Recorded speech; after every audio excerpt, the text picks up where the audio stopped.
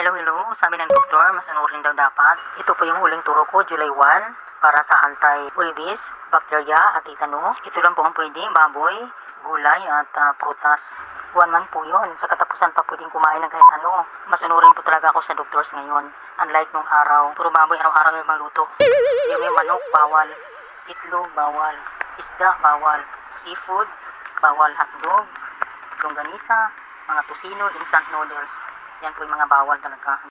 Yan po ang mga bawal sa mga may turok sa mga anti-rabies at bacteria at ano pang anti-tetano. Sabi ng doktor, dapat daw masunurin kasi nung nag-try akong kumain ng egg, para pong may umano sa loob ng katawan ko. Parang may gumagalaw po. Kaya nga po ginawa ko, sinunod ko na lang po, 1 month po yun. Ang totoo nung araw talagang hindi po ako masunurin sa mga doctors. Eh, habang nagkakaedad, nagbago rin po yung ating pakiramdam. Tayo po ay nagtitiwala sa Diyos. Sadyang masunurin na po tayo sa ngayon. 1 month pong bawal talaga, lahat na nabanggit ko dyan. Thank you sa pakikinig at panunood. God bless.